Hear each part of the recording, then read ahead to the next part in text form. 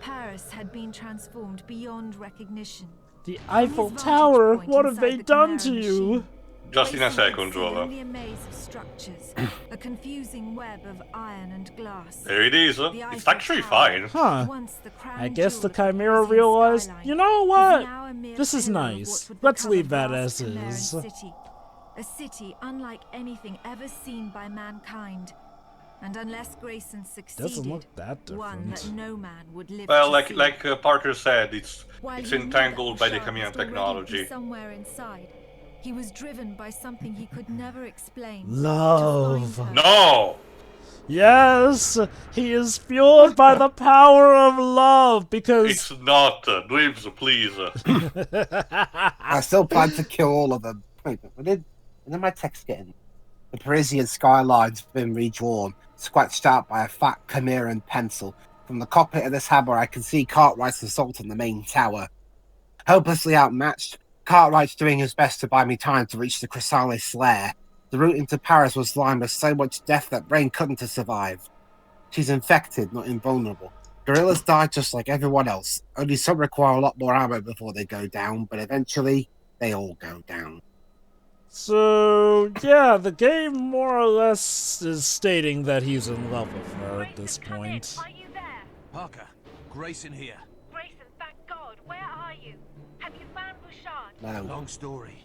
Bouchard's gone radio silent. We can't count on her, but I've got the vial you gave me. God, it would be just ironic if we actually do try to save the day, but then Rain gets so infected that she tries to stop us. Like, I assume Anyway, more mech action.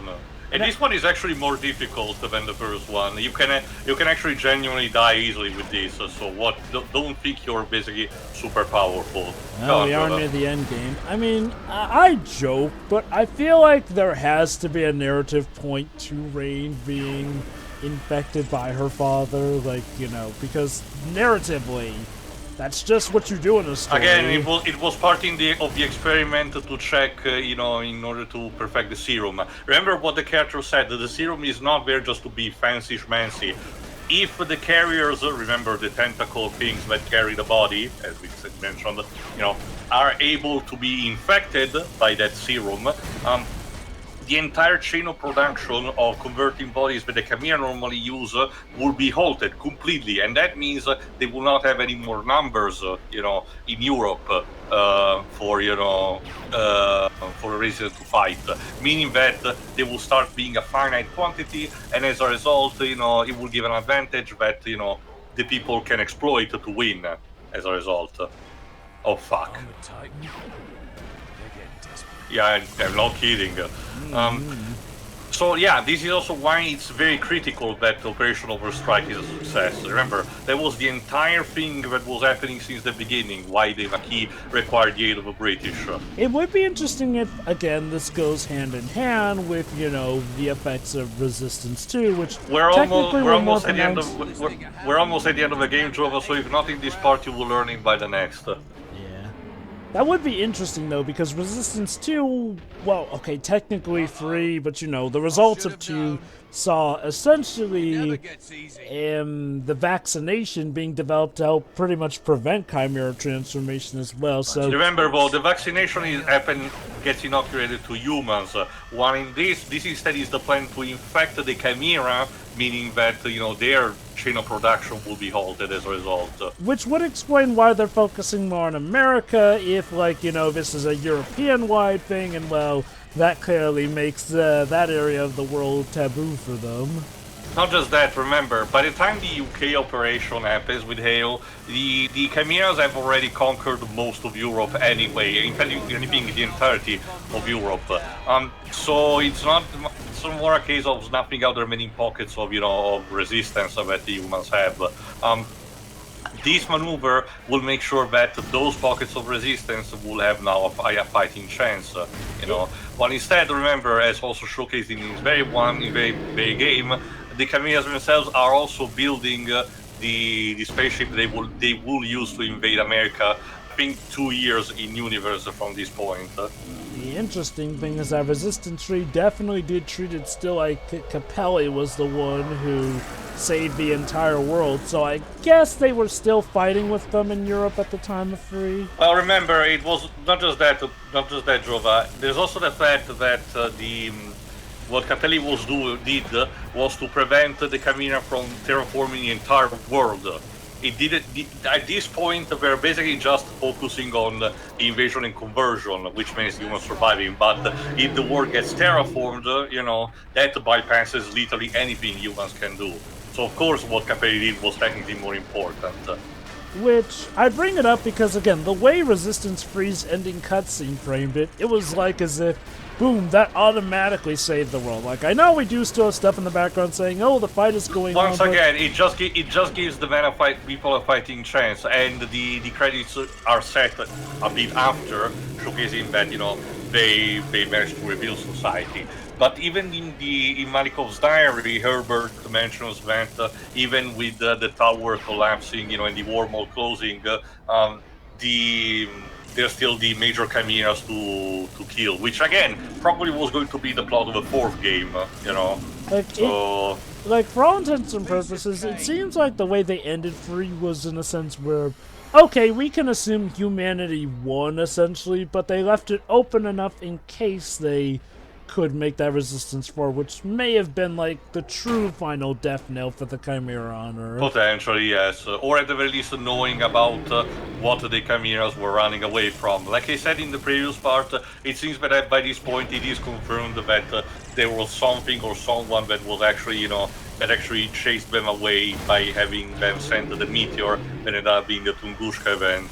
Do we ever, you know, okay, was there ever any concept art or like any deleted scenes which suggested what they were running from? No. It's only speculated via the so-called grey tech, which, like I said, are SCP-esque objects, or as in technological, that are not associated with the Chimera, but still the Serpa doesn't exactly know what they are. But they seem to hint of being part of another civilization, and even the Chimera gets scared shit by them. Interesting. It's like how Chozos are freaked out by Metroids. Well, to be fair, those were their own creations. Again, a better parallel is technically what the locals...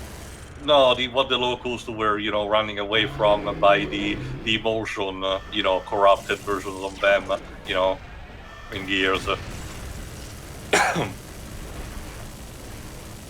It's funny though, like how in Metroid, you know, Metroids who were our enemies turned out to be our salvation in Fusion. Well, remember, the Chozos did not create Metroids to be pets or something. They were supposed to be a bioweapon to give an edge, you know, in Galaxy Conquest. So... And again, like, they helped out against the X-Parasites. Which is ironic because going off of the remake of 2, we kind of helped the X-Parasites become stronger by taking out the Metroids. Oops. Well, it's a classic, you know, predator and prey type of scenario. We'll have to see what... oh, great, more mech-to-mech action. We'll have to see what Prime 4 adds onto the lore. Especially because, remember, the Prime series, despite having its own chronology, is still set before Metroid 2, Samus Returns. Yes. Return of Samus. So, you know... Although, I don't know if we're entirely sure where Prime 4 takes place, since that may or may not be a different place on the timeline, given Federation Force.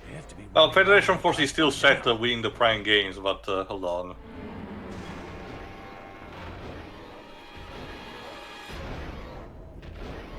We're getting closer. Oh, fuck. What's next? 2 hammers we have to go up against? Well, we already did that. We already did that in the first mech level. No, in this case it's a mech and a bunch of titans.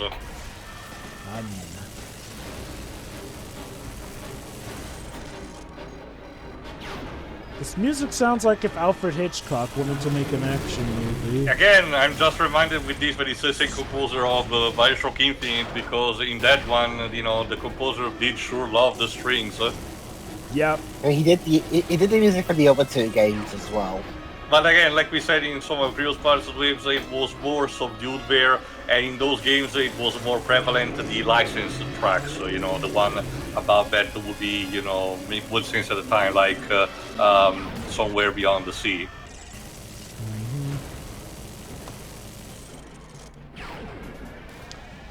There we go. Like a Star Wars sound effect. Which, to be fair, those are in the public domain.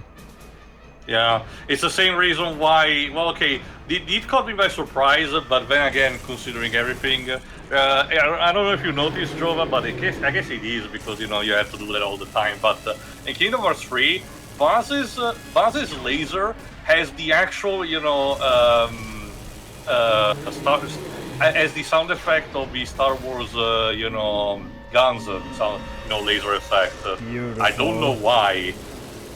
Could this be them hinting at Star Wars showing up in a future Kingdom Hearts game? Well, we already have the teaser of 4 with supposedly Endor, but whatever.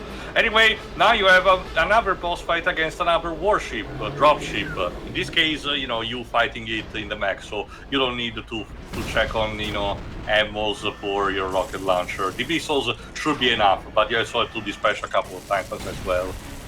It's interesting. Now that I think about it, in spite of Resistance 2 being the big Call of Duty trend chaser, I guess given how a lot of these games are, Resistance 2 is like the one black sheep when it comes to that gameplay. Yeah. Again, if there's something that can be said that this was inspired by, but I guess it might be Medal of Honor instead, because Medal of Honor, remained fairly focused on the World War II type of, war setting, while Call of Duty evolved.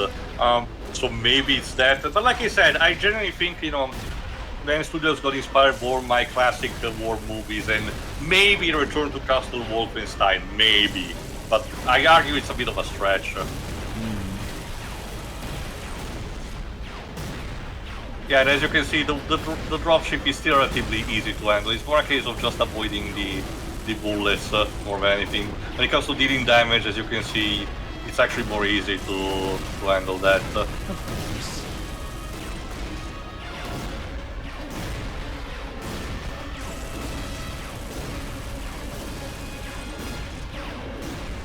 There we go. Isn't that an Australian slang? Marquis forces and Cartwright's British commandos were successful in pushing through the Chimera outer defenses. Now they were in a desperate battle for the main Chimera tower. Cartwright's assault had accomplished its objective by diverting Chimeran forces away to the south, reducing the number Grayson had to face as he fought his way through the outer structures of the Chrysalis Lair. Even with Chimera forces diverted southwards by Cartwright's assault, it would be impossible to reach the tower over land. But Grayson had driven the Chimera machine as far as he could, up to the brink of the frozen Seine. To reach the lair itself, Grayson would have to get past its outer fortifications. The only way to get past the outer walls was to go under them. And now Grayson decides to do something particular. Oh, I thought I was going to do the Ric Flair thing there for a second. He takes off his brother's jacket. Later, Grayson could not say why he left his brother's jacket behind. It seemed almost symbolic, a ritual not unlike that of the Cloven, as if Grayson wanted to leave behind the part of his past that had destroyed him, that being submerged beneath and then he froze to death. Yeah, I mean, ain't it cold without your jacket on? No Wait until the end of the game. Again, this is more symbolic than anything. Man we had sentenced to death only weeks before. Guess it is a show that he may not make it back, and that jacket may be all that's left of him by the And also remember, he won't. I think he's gonna be explaining this in this briefing. Oh, So that's why it's called Resistance Retribution. Killing Chimera is no longer fun for me. Merely one item in a very long list of things that need killing or destroying. Pleasure I used to take was excused by vengeance. I ignored the fact Chimera are former human beings, relatives of people whose future now rests in my hands. And when one of the Chimera I may have to kill is Rain Bouchard, that's going to hurt me more than it does her. wow, massive development. Guess he's Again, he's classic type of characterization where now he doesn't the rage of revenge that he wanted to have is basically quelching down. He's finally boiled over in his rage. Cartwright, And I'm Grayson, guessing in that reversionary regard, attack's that working. may be why he left the jacket, since he sees it as Yeah. dishonoring his brother's memory. Not just that, also letting things go, basically. I should reach the lair within an hour. Probably should have picked a depends on warmer how place to many let damn things gorillas go, they've got but left. it's nice and symbolic. You'll just see. It's also peculiar considering what this level wants you to do. But first, Pedro, go on.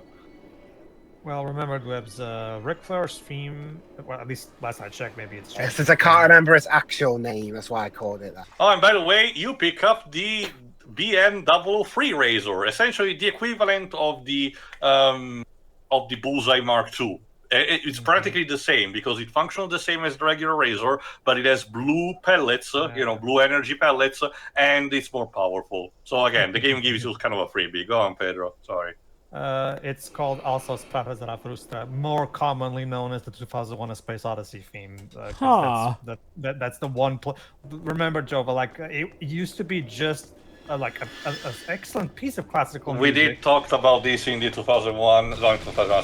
the Mission to Mars movie commentary. Yeah, but the fact that it's used in the most popular sci-fi movie ever made, obviously it's going to make it popular, as a lot of people see it as that movie's main theme, even though technically it wasn't made for the movie, right? Oh, I absolutely get it. It's like how the William Tell Overture is more recognized as the Lone Ranger theme. Like if I go to someone and say, "Hey, do you know also Sprawa Zarathustra?" They'll say, what? No. And then okay, let me rephrase that. Do you know the 2001 theme? Oh, I know. Dun, dun. See, people will immediately recognize if you say it's Unless you get the one weirdo that said, "Oh, you mean the third game in the Xenosaga series, right?" Wait. It does have the subtitle also Sprawa Zarathustra. Zarathustra. So Xenosaga... Jova, the entire point of the Xeno games is to kill God in a more literal sense. I know, but what did you expect? I'm surprised let he me uses recap. that theme in particular, though. No, not theme. It's in the title. The title is called like that.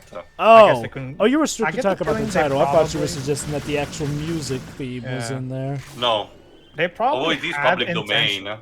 Yeah, that's true. It is public domain. So I guess technically they could have used it if they wanted to. Again, the Xenosaga series is unfortunately troubled because despite despite Namco, back when it was just Namco before the merging, giving a bit of money and carte blanche to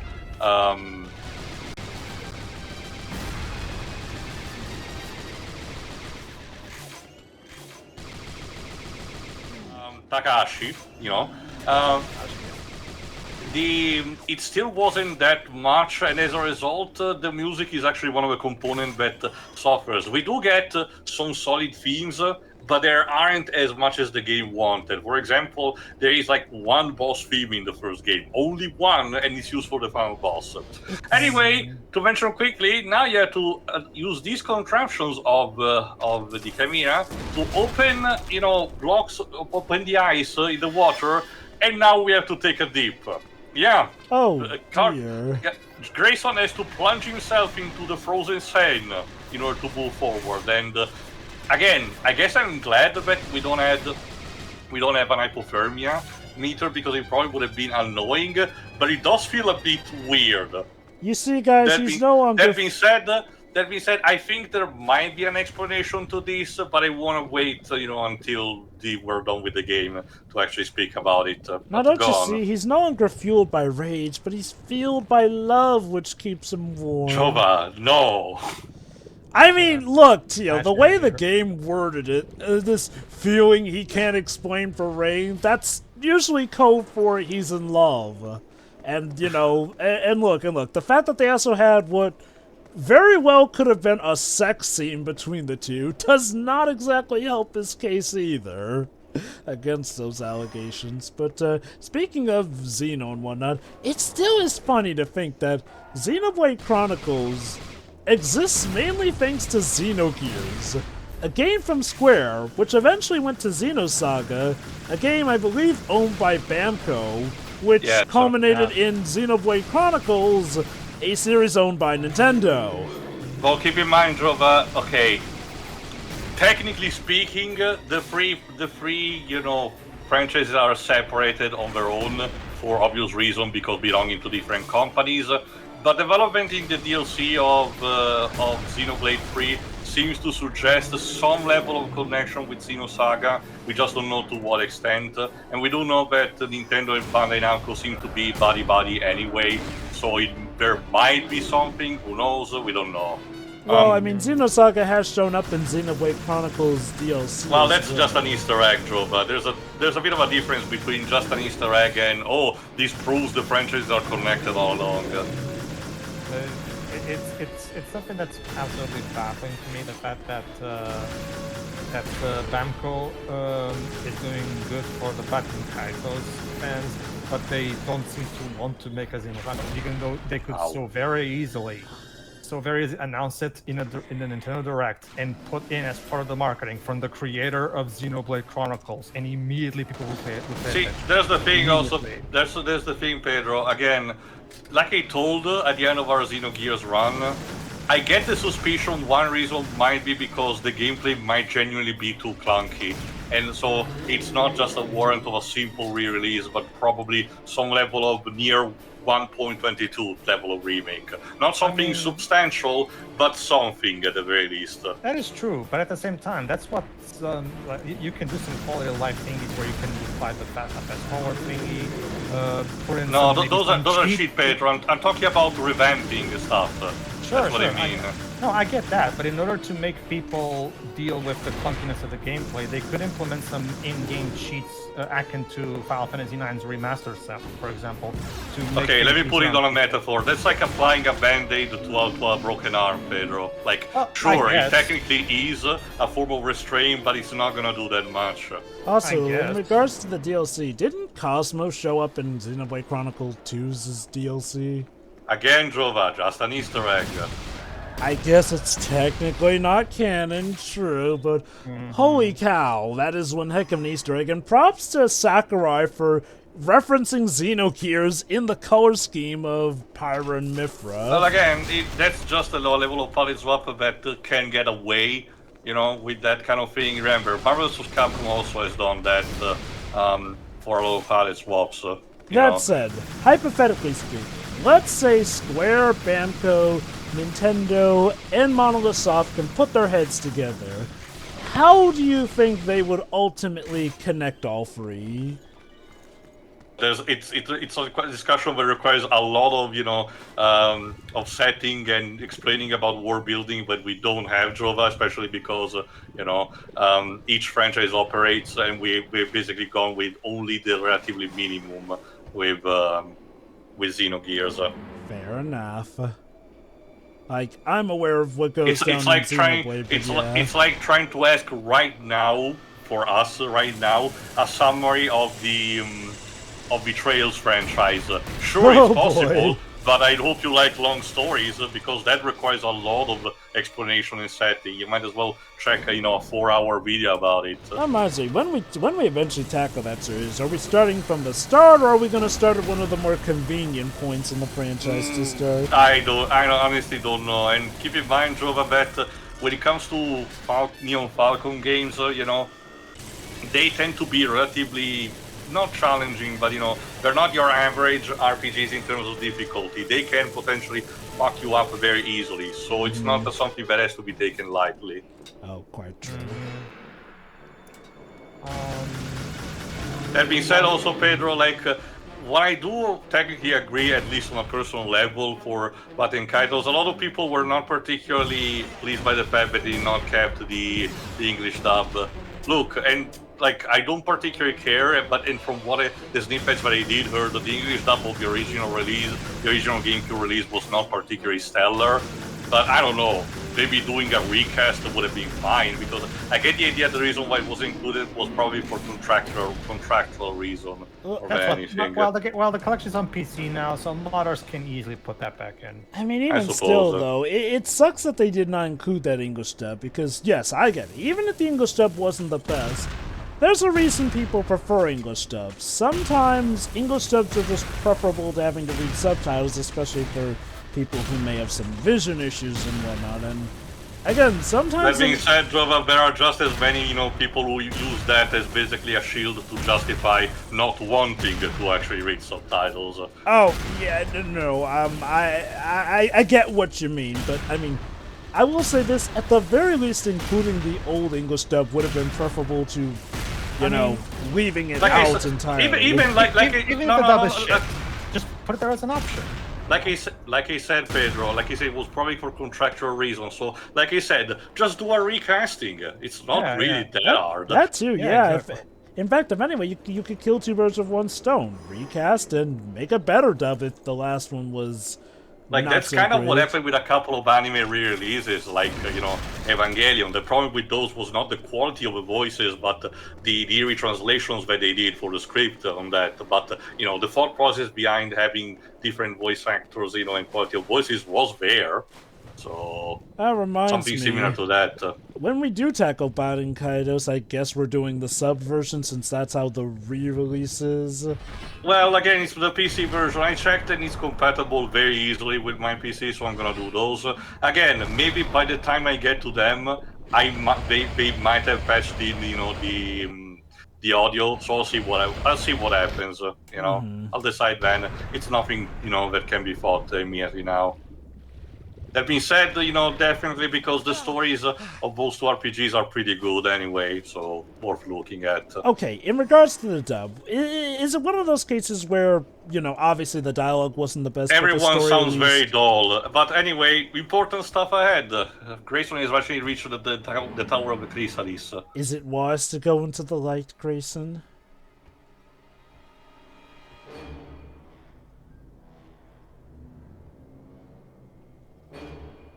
And he finds a pile of clothes and organic material. Who's sneezing into their trombone? Parker, tell the McKee they can stop trying to contact Bouchard. I found It seems we were too late. Come in, Grayson. Or should I say, I found what's left of her. And bad timing too. Mallory, I didn't kill her. You gave her hope the conversion centers could be explored. Research conducted. You drove her to this tunnel. Oh, You are he's responsible. infected. And he's infected. Mallory, she used you from the beginning. You're infected. You're becoming one of them. She lied to you, Roland, just like she lied to me. Right after she tried to sleep with me. Hold on. This to be more than What? Go ahead, shoot. That's obviously just the corruption like talking. he said, Jova, it took us this time, but we finally found it. The dumb human villain in this. Okay. I wonder if that's just the infection talking, trying to convince him that, So, Chimera are wait. superior.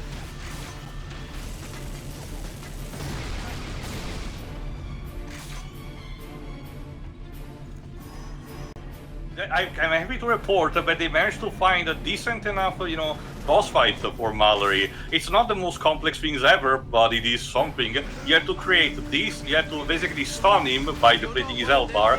When he's regenerating, pull these levers in order to create a set of platforms, so that eventually you can actually go up face to face to him in order to actually properly kill him.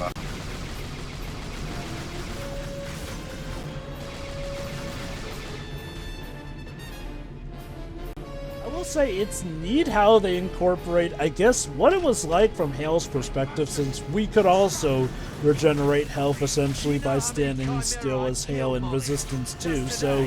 And remember, he's packing his own personal auger, which is more powerful as a weapon, so... Which, again, makes it like an interesting one-on-one fight. Like, okay, I will say this. Regardless of what's going on with Mallory, again, maybe that's just the infection talking in. Mallory truly didn't accept this, since, I'm gonna be honest, I don't think we've ever gotten any hinting that Mallory wanted to be a Chimera. So I wonder if maybe this is... He has been a jerk since the very beginning, however, not wanting to, to be rational or at the very least reasonable with Grayson. He did nothing basically to help the situation. That is true, but nothing has suggested that he's all for, hey, let me go sign up with the Chimera, who are totally opening tryouts for who wants to, I guess, be a sentient hybrid, because he's infected, but he's not transforming yet, which I wonder if he's a special case like Hale, where even if he were infected, he wouldn't be deformed or something, becoming part Chimera, essentially. Who knows? Again, the game is intentionally vague on this matter, but it will also give an explanation later. But yeah, no, I will say this boss fight is actually pretty cool, and honestly, this feels like what could have been the end for Resistance 2. Oh, don't get me wrong, it would have hurt having to play as Capelli, but at least we would have had more time to absorb the fact that Hale was being corrupted, and actually having to fight against the guy who we've been playing as would be pretty intense in that regard. While again, you know, not just being completely out of nowhere like Resistance 2's ending was. Like, I'm willing to give this a bit of a shot. Again, my only thing is that Mallory did not show any signs of, like, wanting to become a Chimera. Was he an absolute asshat? Absolutely, but never the kind who seemed like he was willing to throw away his humanity just to kill Grayson. Like, again, this leads me to be a... Like, this leads me to believe that it's the infection talking through him. Granted, I haven't seen the game as a whole, so for all I know, maybe the final reveal will be that this is what he truly wanted after all. I mean... Also, who wants to be a sentient, whatever you said, sounds like this, the name of a game show. Who wants to be a sentient Earth Conqueror? Wait, what? No. Oh no! Did this become a cuck arc? Thankfully, it doesn't. Again, it doesn't seem to be the case. But there were hints in the main game about. Hold on. Snap. Wait. Wait, hold on. So bullets don't kill him. And we get his auger, the final weapon of the game. It's not the BFG, but it comes very close to it because it's actually a more advanced version of the auger. Some of the other games never did that, and let me tell you, it is as powerful as the game hypes it up to be. So that's pretty neat as a reward. Nice. That being said, let me get this straight. Bullets and blasts don't do a thing, but snapping his neck does. Apparently. Regenerate that, I guess. Hold on. Tell that to his Mallory snapped neck. Thousands, including my own brother. But I've never enjoyed it until now. To be fair, Mallory was an absolute dick. And again, for this time, you know, Grayson did not insult, you know, his country. He did not call him, you know, for an insult to the French. So yeah. Oh? More genuine. It's the open to the Chrysalis. Cartwright, I've achieved the objective. Say again, I'm at ground zero. Get your men out of there. Roger that.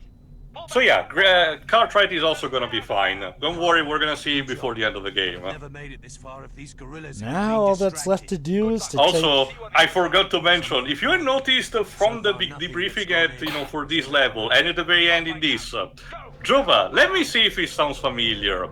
A huge contingent, you know, relatively expendable soldier, you know, gets to get into a fight with the main, you know, enemy forces of aliens, so that they can be the aliens can be distracted from the main city, just so that one person can actually sneak in the equivalent of an easy mode.